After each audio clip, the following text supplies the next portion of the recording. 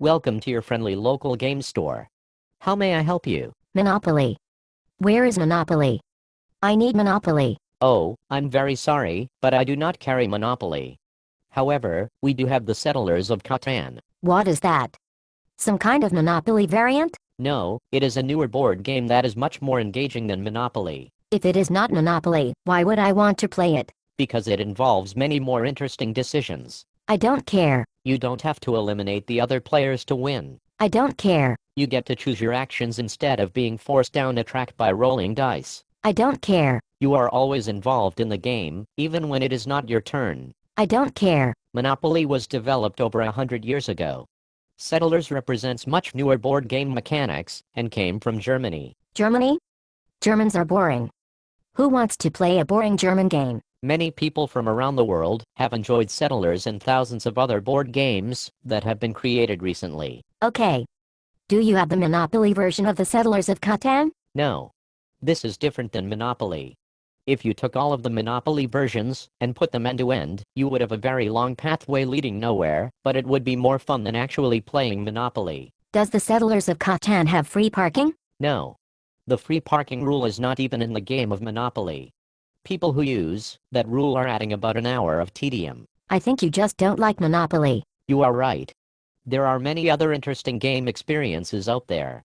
Carcassonne, Ticket to Ride, even Twilight Imperium, if you want to battle in space. Okay, you convinced me. I will try something else. So, what can I get you? How about a game of life, instead?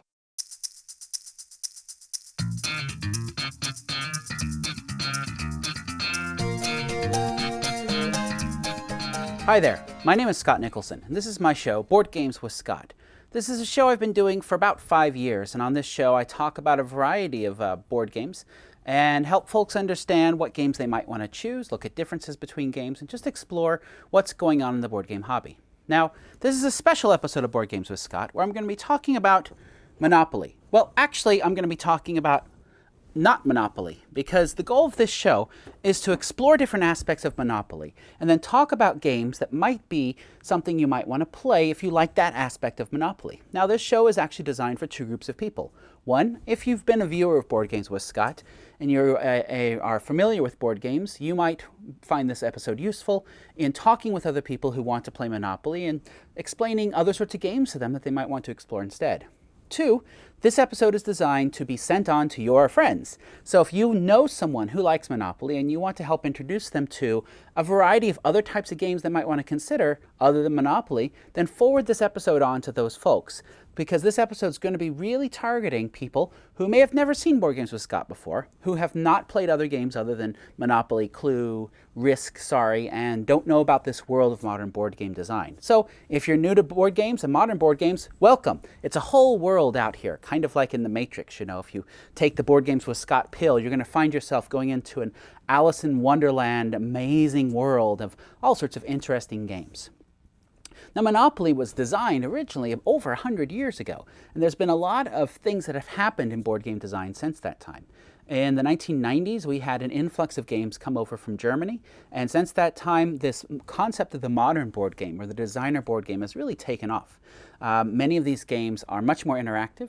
They allow you to make more interesting decisions during the play. They have you involved all the time, so you're not just sitting there waiting to take your turn, but you're engaged with what's going on. Now, what I'm going to do today is I'm going to talk through the different aspects of Monopoly and then tell you another game you might want to consider if that's your favorite aspect. Because my hope is that by the time this episode is done, you'll have identified one or two new games that you'd like to go out and try based upon what it is that you enjoy about Monopoly. Now, I'm going to say Monopoly is not a bad game, but it has a few problems that frustrate people who play a lot of modern board games. One of the problems is the length of the game. The game can go quite a long time, and we actually sometimes artificially make that game go longer by adding a house rule. So if you use a house rule involving the free parking space, where you decide to put any money taken out of the game and put it on free parking and then award it to someone who lands on free parking, don't do that anymore. Because in the game design, what went on is they put in things into the game to take money out of the game, to help keep the length of the game under control. By you choosing to not take that money out of the game, but instead distributing it to other players, you're just artificially adding on time to the game, and that's decided by a random whoever rolls and lands on that space first. So please take out that house rule. Another aspect of Monopoly that people don't like is the player elimination.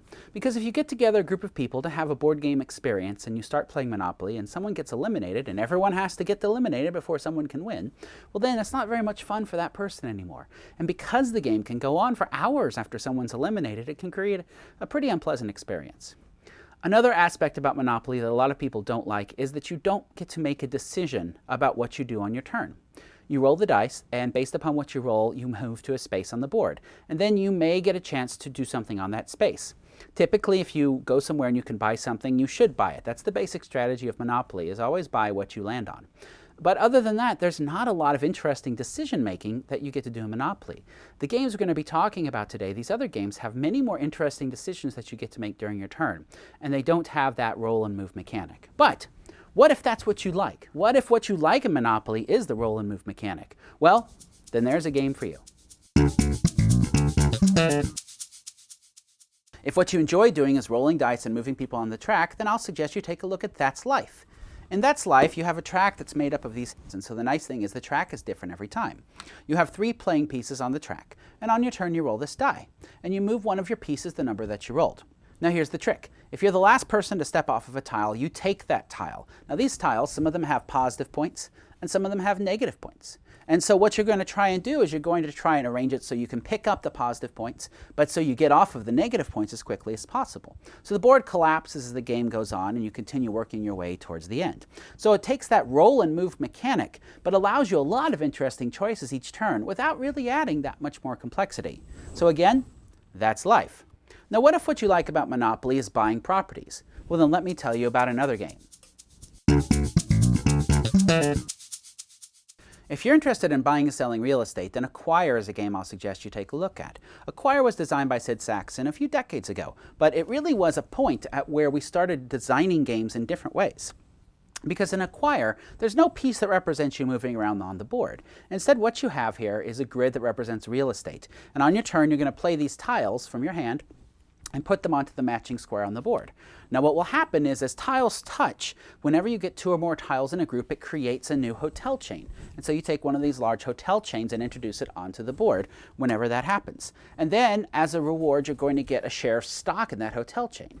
You may then buy more shares of stock for all the chains that are available. And what will happen is as more and more tiles are played, these things will get larger and larger until they touch, and then one will swallow up the other. And whoever had shares of stock in the one that's disappearing gets money, and that's a good thing. And so part of what's going on in the game is you have hidden information because you have a hand of these tiles. You know what you have control over. So if this were the situation and I had this I-11 tile, I knew I could control when this was going to grow quite a bit. So if this were the situation and here was this company, I might choose to invest in it, knowing that I can play that tile on I-11 and it's immediately going to grow quite a bit more because the larger a hotel chain is, the more money it's worth. So this is a much more engaging game with lots of interesting decisions. It's called Acquire.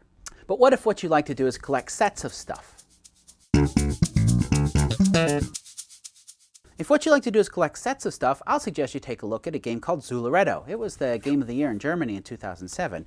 In Zooloretto, you're building a zoo. Each player has a board and it has several pens for animals. The trick is each pen can only hold one type of animal. So during the game you're going to collect animals and collect sets of animals, and your goal is to try and fill up as much of your zoo as you can. You have to make some choices as the game goes on because you have the option to extend out your zoo and make it larger, but that costs you some resources. On your turn, you're going to either take a tile from the bag which has all the animals and load that into one of these trucks. There's one truck for each player in the game.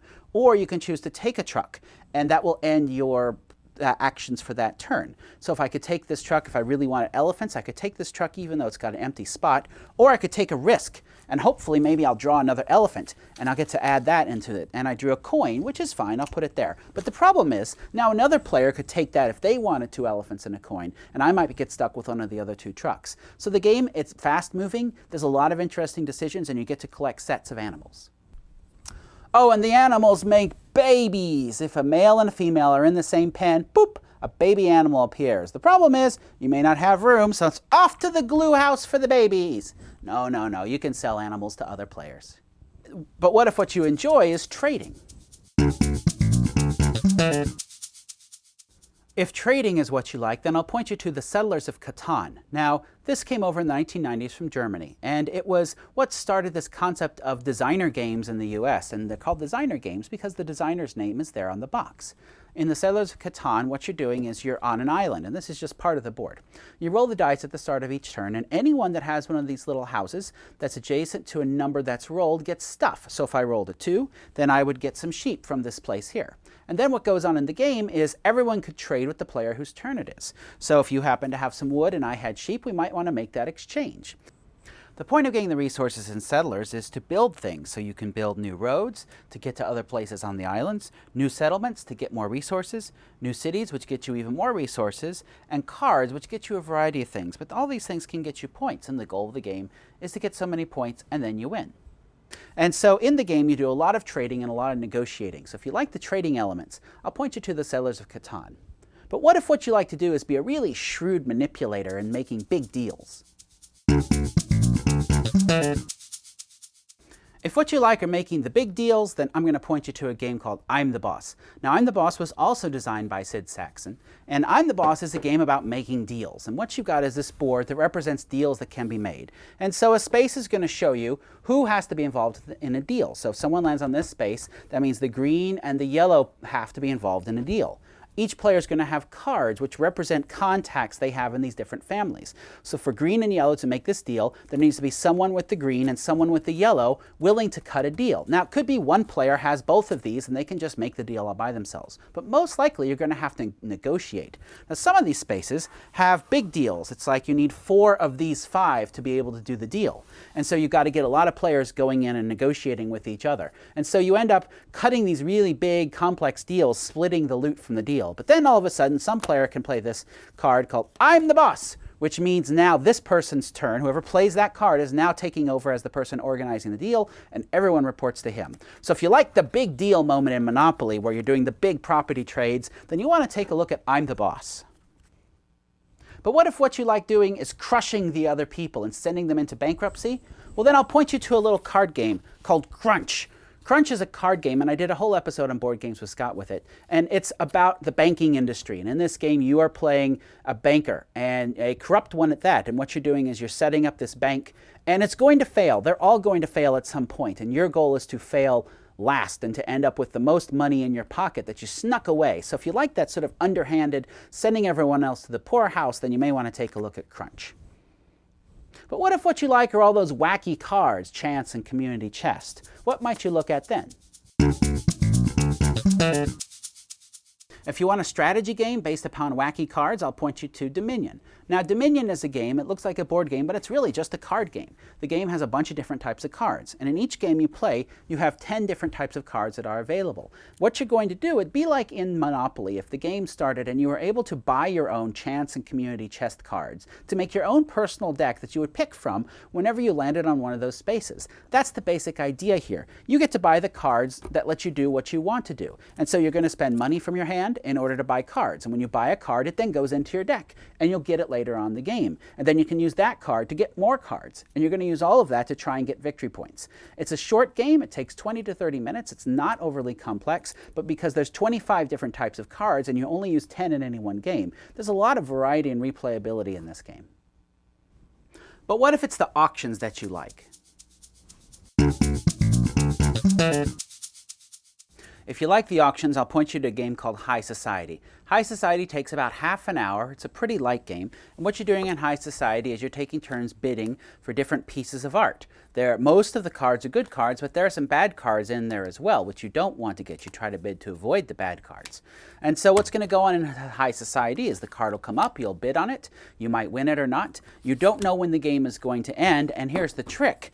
If you have the least amount of money when the game ends, you lose the game. So you cannot bid crazy because you know you have to maintain more money than someone else at the table to be able to have a chance to win the game. And that twist makes this a really clever auction game. But let's say you don't want to deal with any of these designer games, any of this stuff, you just like Monopoly. What can you do? Well, I'll point you to Monopoly Deal. Monopoly Deal is a card game version of Monopoly. It takes about 15 minutes to play. It's light. You are still getting properties and swapping properties and playing cards on each other and saying bad words as bad things happen to you. It gives you the feel of Monopoly, but it only takes about 15 minutes to play. So if you say, you know, Scott, I just like the feel of Monopoly, then I'll encourage you to give Monopoly Deal a try. Hopefully, by this time, you've gotten some ideas of new games you'd like to try. Now, where can you get these games? Well, that's one of the challenging parts. Now, the department stores, the toy stores, they're going to carry Monopoly, and it's going to be pretty cheap, $10 to $15. I equate Monopoly and these offerings of those stores to kind of like the dollar menu at a lot of fast food restaurants. It's readily available, it's inexpensive, it'll fill you up, but it's perhaps not the best choice if you want a nutritious meal. In the game space, many of the games that they sell at department stores, toy stores, well, they're readily available, they're cheap, they'll give you a game experience, but it's not going to provide you the rich game experience that you could have if you went out somewhere a little bit more gourmet, if you want to use that term. And so what we're talking about now is either finding a specialty game shop in your area, or to go online to one of the online game shops. Funagain.com is one of the sponsors of Board Games with Scott, and they're a shop that actually gives back to the community with grants for schools and educators and libraries. So I really like what they do. And these are places where you can get some of these games to give you a more filling game experience when you sit down. So if you're thinking about doing some gaming after this upcoming holiday season, put away the Monopoly board and pull out something else. You might find you're more engaged with each other, more interested in what's going on, and find a renewal and a love for board games that many of us already share. If you want to learn more about a lot of these board games, the best website in the world is BoardGameGeek.com. It's a huge database with thousands and thousands of reviews and discussions and files about all these different board games, and so you can go there and explore. There are board game groups all over the place, and if you search in Board Game Geek, you should be able to find the nearest board game group to you. And you can go there and say, hey, I just learned about this world of modern board games. Please show me more. And they'll be happy to do so. So, welcome to the world of modern board gaming. Hopefully you'll find some things you enjoy, and you may see me around. I've got about 70 other episodes of Board Games with Scott. You can go and take a look and learn a lot more about this whole world. So now that you've seen it, you can't go back, and hopefully that little metal dog will stay in the box. So take care, and I'll talk to you later. Bye-bye.